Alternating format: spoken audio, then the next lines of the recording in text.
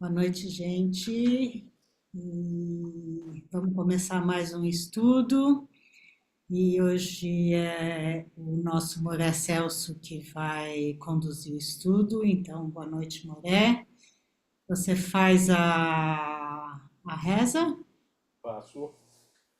Quem Quem tiver com o a Sidur todos? Shavuot, quem tiver com o Isso. Sidur Shavuot, página 44, que é a bênção do estudo da Torá. Baruch atah Adonai Eloheinu melech haolam asher kiddushenu bemitzvotav vetzivanu la'asok bedivrei Torah. Amém. Veharev na Adonai Eloheinu et divrei Toratecha befinu. ובפי עמך בישראל, ונחיה אנחנו וצאצאינו וצאצאי עמך בישראל. כולנו יודע שמך ולמדי תורתך, לשמה. ברוך אתה אדוני המלמד תורה לעמו ישראל. Amém. ברוך אתה אדוני אלוהינו מלך העולם אשר בחר בנו מכל העמים ונתן לנו את תורתו. ברוך אתה אדוני נותן התורה. Amém. Bom estudo para todos. Obrigado. Celso, você já está de co-host, tá? Já estou corroto, tá ótimo, obrigado. Bom, obrigado a todos por terem vindo. Hoje nós vamos conversar um pouquinho aqui sobre a paraxá dessa semana, paraxá Vaet Hanan. E se a gente fosse dizer, se a Torá fosse um campeonato, a gente estaria no jogo de decisão desse campeonato. Porque simplesmente é uma paraxá que tem junto duas coisas muito importantes, muito interessantes, duas coisas fundamentais do judaísmo. Então, alguém aqui já reclamou do meu som. Então deixa eu ver se eu consigo aumentar aqui. Melhorou?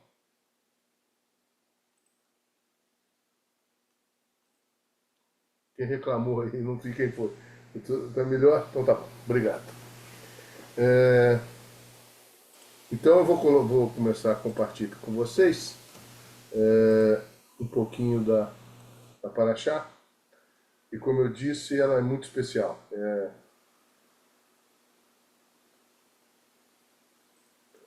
Só um segundo.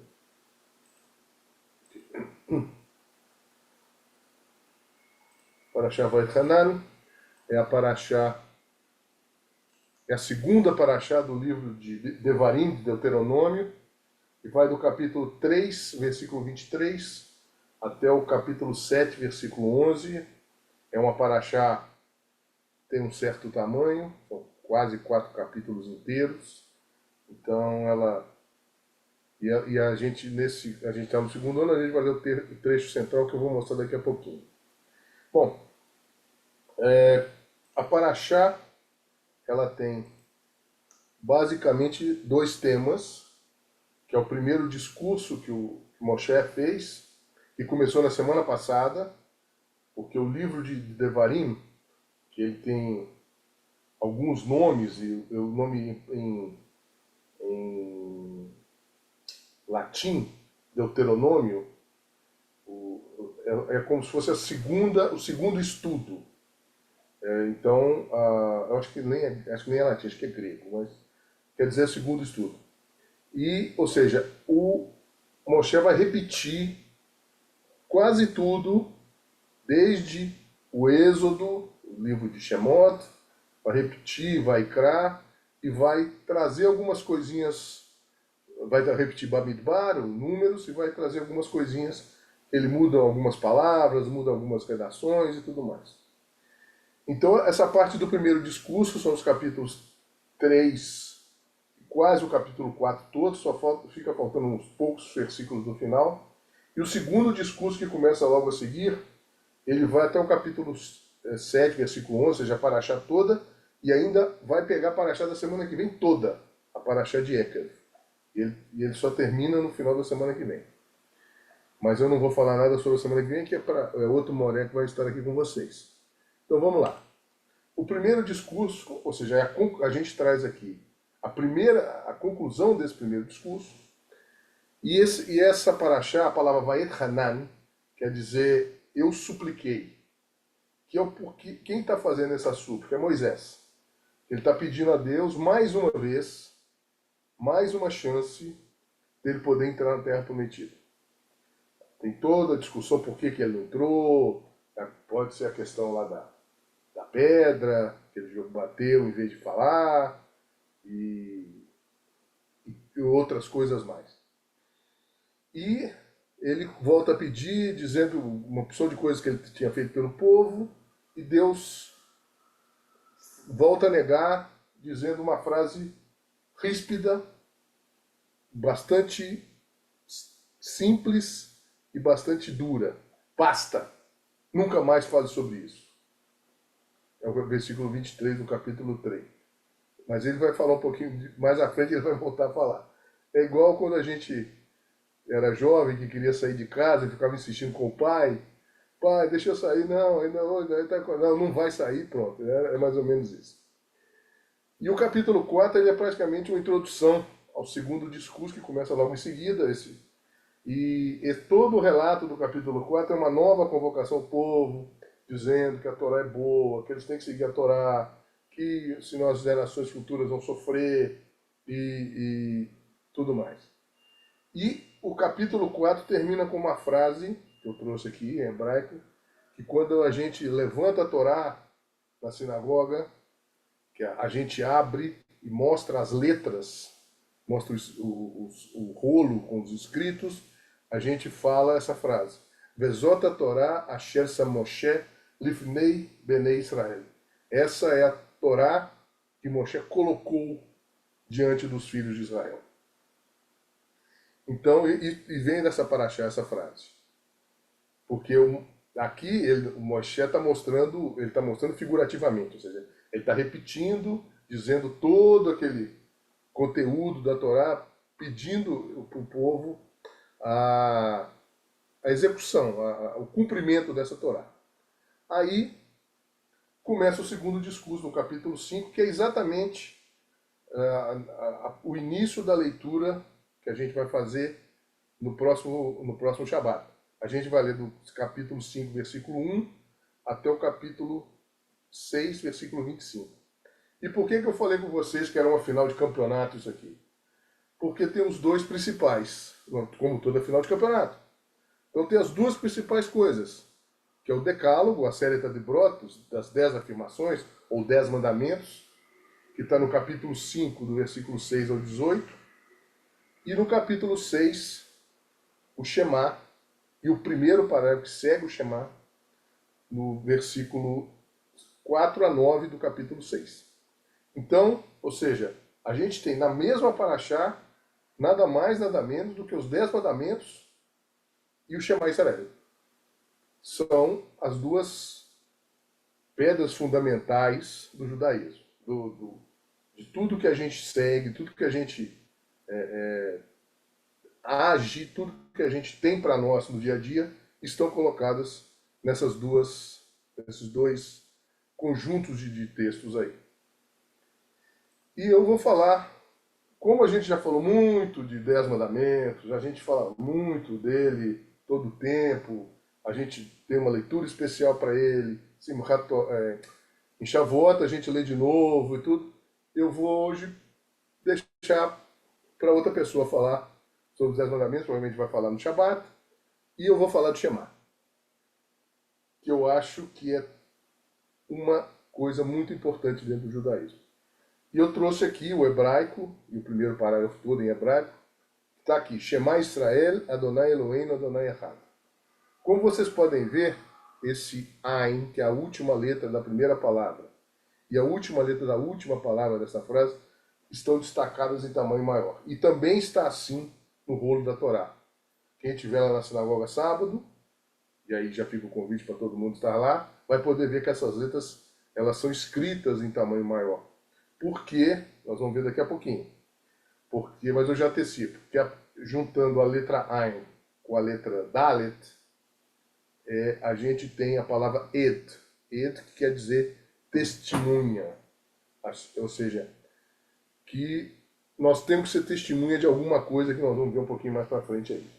Então segue o primeiro parágrafo, que muita gente conhece, ou quase todo mundo conhece, que é o Ve'ahavta et Adonai Elohecha bechol levavcha, bechol nafshecha, bechol yadecha. Segundo o versículo, והיו הדברים האלה אשר אנוכי מצווך היום על לבביך. ושיננתם לבניך ודיברת בם בשבתך בביתך ובלכתך בדרך ובשוכבך ובקומך וקשרתם לאות על ידיך והיו לטוטפות בין עיניך וכתבתם על mezuzot ביתך ובשעריך. E o que é isso tudo? É isso aqui. Escuta, ó Israel. Essa tradução eu trouxe do Rumash do Rabino Plaut. Escuta, ó Israel, Adonai é o nosso Deus, Adonai é um. Amarás a teu Deus de todo o teu coração, de toda a tua força, de toda a tua alma e de todas as tuas forças. E aqui já cabe uma explicação, essa questão de, que ele fala aqui, Bechol vavcha, o Bechol nafshecha, o Bechol meodecha. Todo o seu coração, ou seja, nessa época, o pessoal não tinha o conhecimento muito profundo das funções orgânicas dos nossos órgãos. Para eles, o pensamento estava no coração, não estava no cérebro. Então, aqui, quando ele fala de todo o teu coração, com todo o seu pensamento, todas as suas ideias. Quando ele fala da tua alma, é com todo o teu espírito e com todas as suas forças, na realidade, o Moré Aguinaldo está aí na sala, ele não vai me deixar mentir, fala em Uvechol Meodecha. Meod, em hebraico, quer dizer muito. Meodecha quer dizer o seu muito. E em português isso não tem sentido, essa palavra. Então, ou seja, com tudo que você puder colocar para amar Deus, você tem que colocar. Por isso, então, que a gente coloca todas as tuas forças. Leve no seu coração estas instruções com as quais te ordeno hoje. Ensine-as a teus filhos. Ou seja, passe de geração em geração. Recite-as quando estiveres em casa e quando estiveres fora. Quando te deitares e quando te levantares. Amarre-as como um sinal na tua mão e deixe-as servir de símbolo na tua testa. Isso aqui ele está falando do tefilim. Inscreva-as nos umbrais da tua casa e nas tuas portas. Está falando das mezuzot. Só que a gente está falando de palavras, instruções. O que é isso? Porque isso, como a gente viu agora há pouco, o Shema vem em sequência aos 10 mandamentos. Então, ou seja, o Shema está conectado aos 10 mandamentos. Então, é isso que eles acabaram de escutar, que eles têm que propagar isso para os filhos e colocar isso à frente nas ações deles. Nas ações nossas, melhor dizendo, né? Que nós também somos eles. E aí o Shema, eu trago uma pequena definição dele. O Shema é uma declaração de fé na unicidade divina, ou seja, nós dizemos que Deus é errado, é um monoteísmo. Ele é composto de 3 parágrafos, esse que eu li agora há pouco, que é o Deuteronômio 6, de 4 a 9. O segundo parágrafo nós vamos ler daqui a 2 semanas, que é o Berraiá Shamoa, que também está no Deuteronômio 11, capítulo 11, versículo 13 ao 21. E o Números, que é o capítulo que fala dos Tzitzit, que a gente leu umas semanas atrás no livro de Números, de Bamidbar, é o capítulo 15, versículo 37 a 41. Aí eu vou começar a falar um pouquinho sobre a palavra Shema. O Shema, a palavra Shema significa ouvir, no imperativo. Ouça, escute. Porém, é só isso. É só isso que a gente precisa fazer? Só escutar? O verbo lishmoa e suas conjugações, que são diversas, de onde se deriva a palavra Shema, o verbo lishmoa quer dizer escutar. As conjugações do verbo, ele aparecem 92 vezes no livro de Deuteronômio. Para vocês terem uma ideia, no livro do Levítico de Vaikra, esse verbo aparece 6 vezes. Ou seja, então o Shema é o coração do livro do Deuteronômio. É o escutar, essa ação da escuta é o coração, é onde a gente deve se basear para poder estar conectado com o que Deus nos pede. E eu trago aqui uma frase do Rabino Jonathan Sacks, Zichrono Livrahá, ele escreveu sobre o Shema. Shema Israel não significa ouça, ó Israel. Significa algo como ouça, concentre-se, dê à palavra de Deus sua atenção mais focada. Esforce-se para entender. Envolva todas as suas faculdades intelectuais e emocionais. Ou seja, todas as suas forças, o Vehol Meodecha, está exatamente nisso aqui. Faça da vontade dele, Deus, a sua. Pois o que ele ordena que você faça não é irracional ou arbitrário, mas para o seu bem-estar, o bem-estar do seu povo e, finalmente, para o benefício de toda a humanidade. Que é aquilo que a gente fala, que Moisés fala antes, ou seja, sigam a Torá, porque ela vai ser boa não apenas para você, como para os seus descendentes.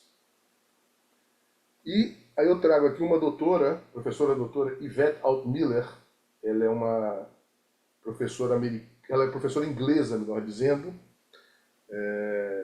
Ela dá aula num seminário rabínico na Inglaterra. E ela é além de tudo, ela tem uma postura muito de valorização da condição feminina no judaísmo. Então ela escreveu esse livro, Jewish Heroic Women You Should Know. Ou seja, as mulheres, as heroínas judaicas que você deve conhecer. Esse livro eu acho que não tem em português, só tem em inglês. Ela escreveu o seguinte sobre Shema, e ela cita 8 condições, 8 situações, 8 características que a gente deve ter para o Shema. O primeiro parágrafo do Shema descreve lindamente o mandamento de lembrar de todas as mitzvot da Torá. Você deve ensiná-las completamente aos seus filhos e falar delas enquanto estiver sentado em sua casa, enquanto estiver andando no caminho, quando se aposentar, quando se deitar. Não, aposentado. Não, tem mais aposentadoria aqui, ó. Quando se deitar e quando se levantar. O Talmud, na Tratado de Berahot, na página 10b, explica que quando você se deitar, não sei onde saiu se aposentar. Deve ser alguma tradução aqui que foi mal feita. Bom, consertemos. E quando se levantar, significa que temos a obrigação de dizer o Shema todas as manhãs e todas as noites. Isso na reza de Shaharit, na reza de Arvi. E também devemos dizê-lo antes de deitar, antes de ir para a cama. E é uma crença fundamental, como eu disse. Ao lado dos 10 mandamentos, são os dois pilares, podemos dizer assim, do judaísmo. A crença central é que há um Deus e que temos um relacionamento com Ele. Há 4.000 anos atrás, nosso patriarca Abraão promulgou o monoteísmo para um mundo politeísta, criando assim uma revolução espiritual. Ela segue falando sobre o Shema. E nós somos testemunhas hoje, como eu disse a palavra Ed. Dê uma olhada no Shema em um livro de orações hebraico ou em um rolo da Torá, e você verá que as letras finais da primeira e da última palavra do Shema estão ampliadas, como eu trouxe aqui. E ela faz aqui na transliteração. Está escrito algo assim em hebraico. Shema, com A maiúsculo, Israel, Adonai Elohim, Adonai Echad. Essas duas letras hebraicas, Ain e Dalet, formam a palavra hebraica Aid, ou Eid, que quer dizer testemunha. Ao dizer o Shema, estamos agindo como uma testemunha. Estamos testemunhando a existência da presença divina no mundo. Quando a gente diz o Shema, seja na sinagoga, seja em casa, a gente tem o costume de cobrir os olhos. E ela fala um pouquinho sobre isso também. É tradicional cobrir os nossos olhos ao dizer Shema Israel, Adonai Elohim, Adonai Echad. Cobrir os nossos olhos nos ajuda a bloquear as distrações do mundo exterior para que possamos nos concentrar nessas palavras com todo o nosso ser e sentir nossa conexão com Deus que elas transmitem. Nos umbrais das portas de nossa casa, nas mezuzot, Shema instrui os judeus a tornar a lembrança de nosso relacionamento com Deus tão central em nossas vidas e colocamos lembretes nas ombreiras ou nos umbrais das portas de nossa casa. Por milhares de anos, os judeus colocam cópias do Shema dentro das mezuzot em nossas portas. E tem muita gente que passa, põe a mão, dá um beijinho e tal. Mas na realidade, o mandamento da mezuzá é olhar para ela para a gente se lembrar dos mandamentos. O beijo é um costume, não é? Isso não é um mandamento. Seguindo, ela fala que o Rabi Akiva, a última palavra, a última coisa que ele pronunciou foi o Shema. O Rabi Akiva viveu em Israel durante a época da destruição romana do templo em Jerusalém, no ano 70 da Era Comum, que a gente relembrou disso anteontem, em Tisha B'Av. Aliás, anteontem porque a gente já está no dia judaico, mas pelo dia civil foi ontem. Ele é conhecido por seus ensinamentos brilhantes e seu profundo amor pela humanidade. Amado é o homem, Rabi Akiva costumava dizer, pois ele foi criado à imagem de Deus. Isso está no Pirkei Avot 3,18. Durante a brutal ocupação romana, as forças romanas proibiram os judeus de estudar a Torá. Arriscando sua vida, Rabi Akiva continuou a dar aulas e a dirigir uma escola judaica. Ele foi preso e condenado à morte por tortura em 135 da Era Comum. Agora, em Yom Kippur, a gente lê sobre essa morte dele, foi trágica. O Shema no Holocausto.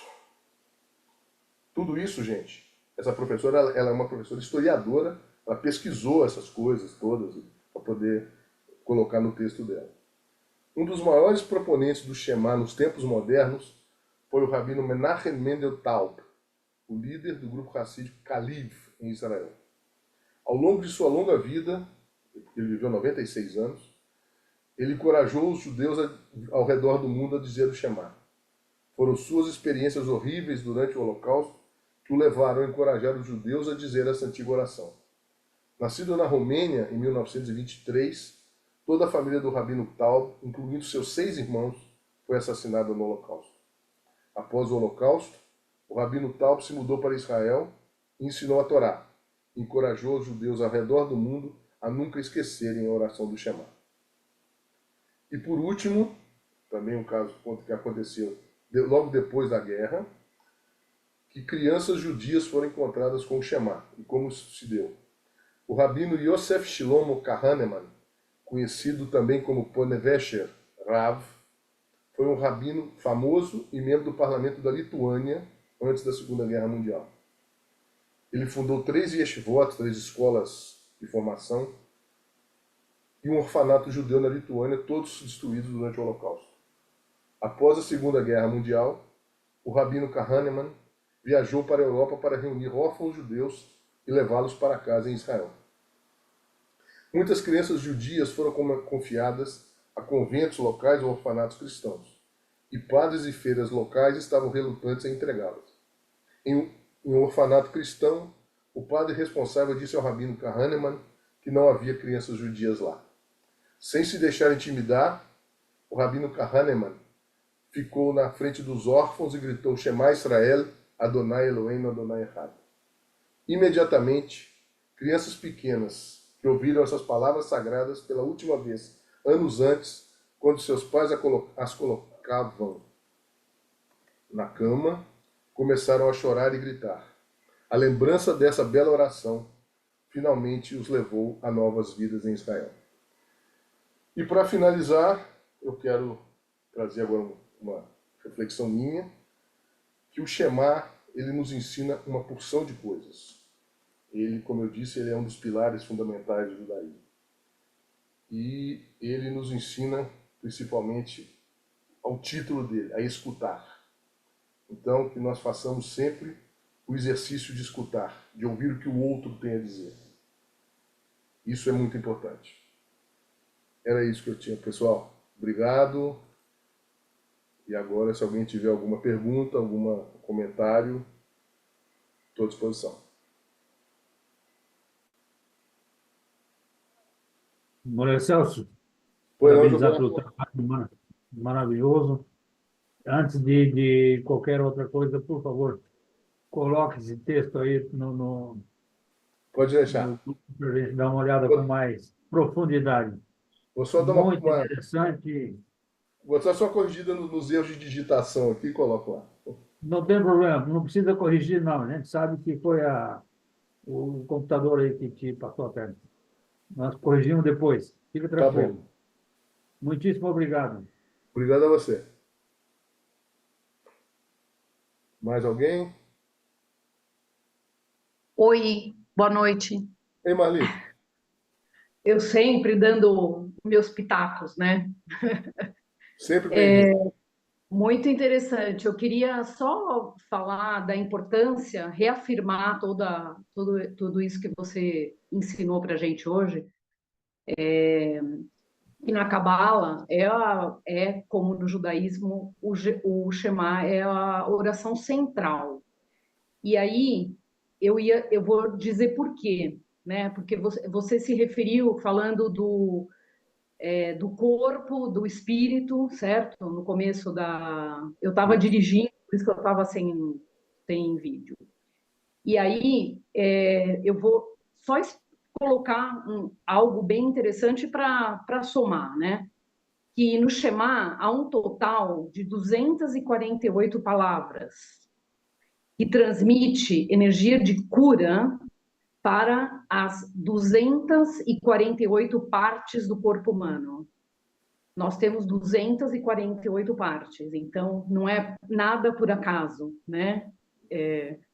A primeira seção do Shema é construída de 42 palavras, significando o nome de Deus de 42 letras, que aparece no Ana Becoa. A próxima seção do Shema é composta de 72 palavras que se conectam aos 70 nomes de Deus. E a seção seguinte e última contém 50 palavras, o que nos liga aos 50 portões de luz que estão contidos na Sefirá de Biná, que a Sefirá de Biná é sabedoria, né? Então, essa oração nos ajuda a nos elevarmos acima dos 50 portões da negatividade. Então, a gente realmente faz um pensamento quando está rezando o Shema, pedindo cura, né? Seja cura física, cura emocional, cura espiritual, qualquer cura que a gente precise. Queria somar aí com vocês. Obrigado, Marli. E duas coisas aí que você falou interessantes. Primeiro, a conexão com Ana Becor, que também é uma oração que a gente pede força, né? Ou seja, tem a ver tudo com cura. E o número 248, quando a gente tem 613 mandamentos, 248 positivos, 365 negativos. Uau! Então, os 248 positivos é exatamente essa conexão de que a gente deva usar todas as partes do nosso corpo para fazer o que Deus nos manda, e os 365 tem a ver com os dias do ano, e a cada dia do ano a gente deve deixar de fazer uma coisa que Deus não quer que a gente faça. Então, a conexão também Legal. numérica aí. Bom, Obrigado pela sua obrigada. contribuição aí. Obrigada. Mais alguém? Porém, Aguinaldo, eu não falei nenhuma besteira não, do hebraico não, né? De forma alguma, de forma alguma. Tá muito gostoso, boca cheia, a gente não fala muito, né? Fala pouquinho, então a gente está aqui. Daqui a pouco eu vou só dar um toque depois da Débora, se possível. Ok. Débora? É, como é que eu tiro essa mãozinha? Tirei. Então, o que eu tenho para falar é mais uma pergunta e uma partilha minha pessoal. A pergunta é, ah, não, a partilha pessoal é, eu não consigo na sinagoga fazer o Shema Israel sentada, porque para mim é muito forte. Como foi falado aqui, é a oração mais forte, né? Para mim, e acho que para a grande maioria. Então eu me levanto e fico de pé. E dois rabinos da CIP já me falaram que não precisa ficar de pé, que pode ser sentado.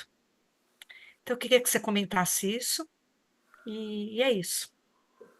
Foi É, excelente a sua aula, obrigado. eu fiquei emocionada com o final, com a história das crianças, É.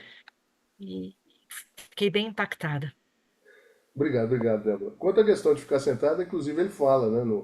Se você pegar a tradução literal do Shema, que eu não trouxe, eu trouxe a tradução do Plot, ele fala que quando você estiver sentado na sua casa, então você pode falar o Shema, não tem problema nenhum. Mas, por exemplo, se você for ao Rio de Janeiro, na sinagoga da Ari, eles, na hora do Shema, eles abrem o Arona Kodesh, para você ver a reverência que eles fazem, e aí sim tem que ficar de pé, porque a Arona Kodesh está aberta.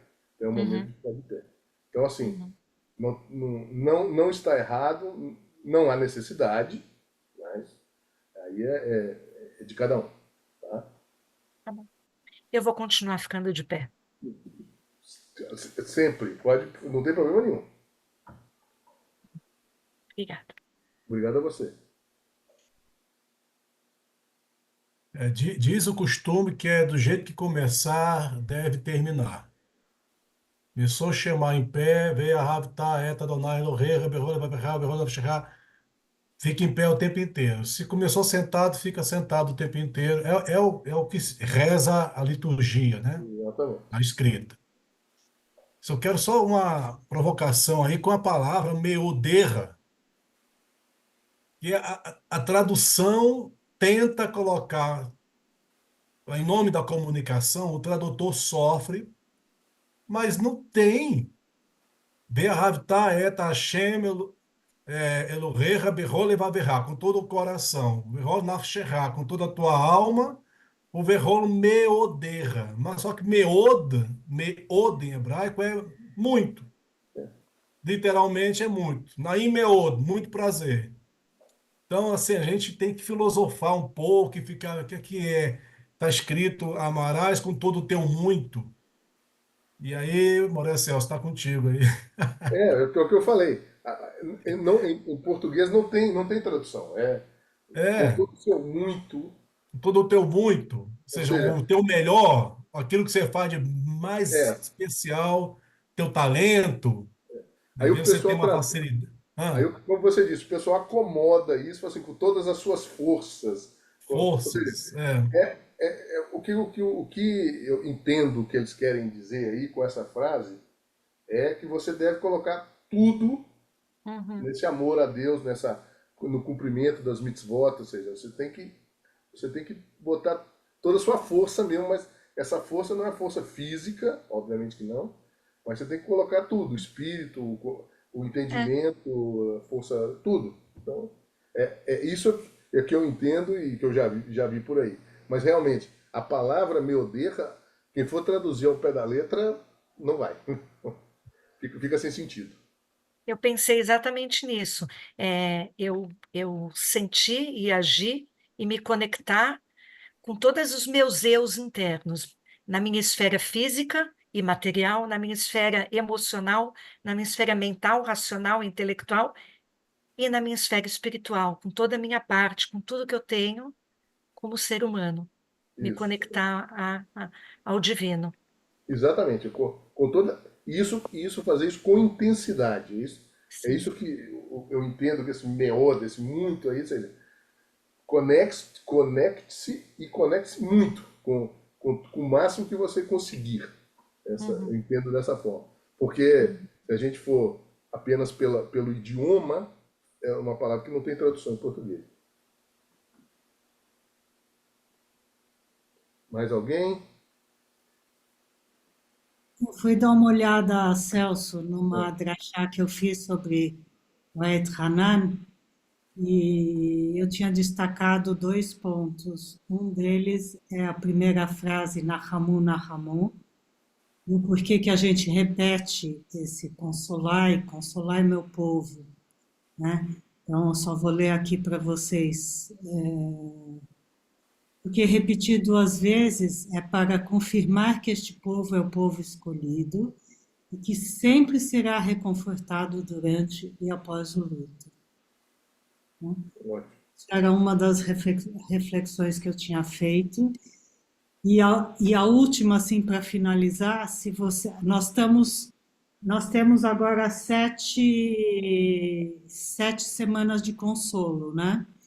Então, para quem tiver curiosidade de juntar o primeiro versículo de cada uma das 7 Haftarot de consolo, vocês vão ver que tem uma mensagem profética. Lição de casa. É, isso que a Carol falou, essa na Ramu é a primeira frase da Haftarah. Tanto Isso. que esse próximo Shabat passado, era uma visão de Isaías, então ele chamava-se Shabat Hazon. E o próximo é o Shabat Nahamu, que é o Shabat do consolo. Porque, como a Carol disse, são 7 semanas de agora até Rosh Hashanah, então já fica a dica, faltam 7 semanas para Rosh Hashanah. A gente lê uma Haftarah de consolo. A gente leu 3 de repreensão nesses últimos 3 Shabbatot. O último Shabbatot de repreensão é antes de Tisha B'Av, que a gente comemorou anteontem. E agora a gente tem 7 de consolo para a gente poder chegar com mais energia, com mais força ao novo ano que vai começar daqui a 7 semanas, Rosh Hashanah. Mas aproveito, já fazendo a propaganda aqui, porque o Davi não está aqui, então eu vou fazer as propagandas hoje. No próximo Shabat, quem estiver lá na Rua Bahia, vai ver a Mora Flávia lendo a série de Brot, que é a primeira aliá, que é um negócio assim, quando a Flávia lê, a gente tem que parar e escutar, porque é emocionante demais. E nós vamos terminar com a Haftarah, com o Moré Aguinaldo, que está aqui conosco, no Shabat Nahamu, ele vai ler para nós também. Então, quem puder estar, quem não puder estar, que pudesse conectar, são 2 pessoas imperdíveis.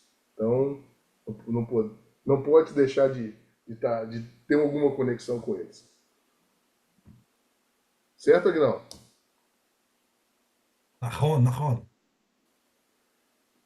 E depois um delicioso quidush. Aí já é com a Assim, Marli. É, Marli. Agora quem vai fazer propaganda sou eu, A pessoal. nossa chefe faz uma propaganda. Em primeira mão. Em primeira mão. Tchau, tchau, tchau, tchau. Uau! que legal. Já estão separadinhas para quem estiver lá e quem comprou receber a nossa camiseta. Que Muito legal, bem. que Essa, legal. como vocês podem ver, é do Celso. Essa é a minha? Essa é a sua. Ficou Obrigado. tão linda, tô apaixonada. Por falar em Morar Flávia, foi um projeto da Flávia. A Isso. concepção foi dela. Então, já falando, né, que a gente vai ter o Kabbalat Shabbat. Nós vamos ter o Shaharit Shabbat na próxima semana, no próximo Shabbat, 9h30, Rua Bahia 1260. Esperamos todos lá. Na semana que vem, a gente tem a Parashá Ekev, que ainda não definimos quem vai fazer. Já tem uma pessoa que está quase certa, mas faltam pequenos detalhes para bater o martelo para fazer na semana que vem. E eu falei agora há pouco em Rosh Hashanah, aguardem, nos próximos dias vai chegar o convite para vocês, nós vamos ter Rosh Hashanah e Yom Kippur no Neshama. Tá? Então, vai chegar todos os detalhes, datas, horários e valores e tudo mais, e aí a gente vai conversar um pouco mais sobre isso um pouquinho mais adiante. Então, já fiquem todos aí que nos próximos dias deve chegar o convite. Pode dizer, Jailson, bem-vindo. Obrigado, Maura Celso. Eu queria fazer uma pergunta. A gente recita o Shema em situações que a gente pede cura, mas algumas vezes a gente faz algumas visitas, eu, por exemplo, sou médico também, a algumas pessoas que estão com doenças incuráveis. Nessa situação, também se recita o Shema também, Maura? Pode ser recitado, não vejo problema nenhum. Existem, inclusive eu tive uma aula sobre isso hoje, existem outras orações que você faz com uma pessoa que está num estado de saúde delicado. Então, mas o Shema sempre pode ser dito. O Shema é uma oração que, como, por exemplo, o Rabi Akiva, a gente lê isso no Marzor de Yom Kippur, foi a última coisa que ele disse antes de morrer. E lá eu não vou falar aqui, Está descrita a morte dele lá, é uma coisa horrível, a forma como ele foi morto.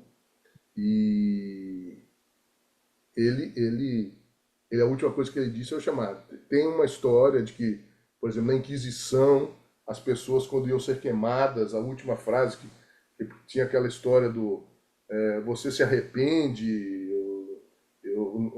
uma coisa assim, que antes de ser queimada pela Inquisição, que a maioria das pessoas dizia o Shema. Ou Uhum. seja, e ali realmente era perigo de vida mesmo, porque o cara ia morrer de uma forma ou de outra. Porque eu acho que se o sujeito, na hora de morrer, ele, entre aspas, se convertesse ao cristianismo, ele era morto pela espada e morria, e era queimado, mas sem sentir tanta dor como deve ser a dor do jeito que morre queimado. Então, mas as pessoas precisam dizer o Shema. Essa é uma das coisas que a gente. Isso está na história, né? Assim, mas sim, o Shema pode ser dito em qualquer momento. Uma coisa que estava ali no texto, a gente tem, entre aspas, a obrigação, o mandamento, o comando de dizer o Shema 3 vezes. Na manhã, no Shaharit, na oração da noite de Arvit, e na hora de se deitar, que é o chamado de Shema Amitá, Shema na cama. Então, são os 3 momentos de se dizer o Shema. E quando a gente fala o Shema, não é só a primeira frase, não. É o Shema e seus parágrafos. Uhum. E também reforçando que eu achei incrível essa história do Rabino Kehaneman das suas crianças, é uma história emocionante, É. realmente E, muito e, e tocante, essa muito bonito. historiadora inglesa, ela pesquisou, então eu imagino que isso seja verdade. Porque ela cita nomes, cita lugares, cita tudo, né? Então, ela Daria um grande filme. daria um grande filme, com certeza. Com certeza. Muito obrigado, More. Obrigado a vocês. Mais alguém? Alguma colocação? Débora, vocês tiram o sequestro do Papa. Não vi, mas eu vou ver. É Então, uma história triste, Celso, muito triste, verdadeira, e é uma. Eu saí do cinema assim pensando quantas e quantas histórias dessa não ocorreram no passado, de crianças que foram sequestradas pela Igreja Católica e transformadas em cristãos, né? Então, é uma história real que aconteceu em Turim, se eu não estou enganada, eu não lembro muito bem, na Itália, que o Papa sequestrou, mandou sequestrar uma criança judia. eu conheci, eu sou de Belo Horizonte. Já, todo mundo aqui já sabe disso. Mas eu conheci em Belo Horizonte um padre alemão que ele se descobriu judeu. Ele era uma criança dessas judias que morreu todo mundo. Ele foi para ser cuidado num seminário, tomou Sim. gosto pela coisa, se ordenou padre e depois descobriu que ele era judeu. Pai, mãe, as avós, todo mundo era judeu. E ele descobriu muito tempo depois. É. Trocaram o sobrenome dele, uma Eu confusão. assisti um documentário que passou na Unibis há uns 2 meses atrás, de um casal de cineastas judeus que moram na Alemanha e que foram para uma ilha na Espanha. Vocês ouviram falar disso? Não, Eu vou pegar os dados e vou postar no grupo de WhatsApp. não. É uma história real, triste, triste, com uma população de uma ilha na Espanha, na época da Inquisição, que praticamente 90% da ilha era de judeus, e todos foram queimados. A história é triste, mas o mais triste de tudo é que eles foram proibidos. Eles ficaram durante 3 dias andando pela cidade com o nome deles, o sobrenome, e durante 300 anos os nomes ficaram expostos na igreja, na Catedral Central, que era para, se soubesse de algum descendente deles, não era para fazer negócio, não era, eles eram os porcos, como eram chamados, né, os judeus. Uma história real, triste, que vale a pena conhecer. Bom saber, vamos procurar. Assisti Já, esse já, filme na Unibis. Jailson, eu busquei aqui, como eu te falei, eu tive uma aula sobre isso hoje. Eu não me lembrava qual era a oração que eles aqui indicam para doentes terminais. eles indicam aqui a última estrofe do Adonolam. Beyado afkidu ruhi, beet ishan ve'airá, ve'imru ri geviati adonai veloirá. Que quer dizer, nas suas mãos eu entrego meu espírito, quando eu acordo e quando eu durmo. Deus está comigo, eu não tenho medo, minha alma e meu corpo, Deus vai mantê-los sagrados. Então, Obrigado, Mário. Excelente. é a oração que está aqui, que eles recomendam para quando se vai visitar um paciente que está em estado terminal. Muito obrigado, Mário. Obrigado a todos, então, pela presença. Moura Celso, Senhora, só para lembrar algo, domingo à noite é início de Tu Beav, Tu Beato, muito é o bem. 15 de Av, é o dia do amor. Exatamente. Costuma-se oferecer flores, levar a novinha, a gente chama aqui na aeronáutica, né, no exército, ó, levar sua novinha lá para comer um pão com ovo. Ou seja, é um momento de amor. E é uma Exatamente. contraposição com o Tisha B'Av, né, que 9 de Av é muito carregado, muito, né, triste, dá um oxigênio novo no Tu B'Av, que é 15 de Av. Então, quem lembrar disso, tiver o seu amado, a sua amada, ou a quem você quer manifestar amor, a tradição judaica separou esse dia como o dia do amor, domingo à Exatamente. noite, É o domingo à segunda-feira. noite e a segunda-feira, durante o dia também. Segunda-feira, isso.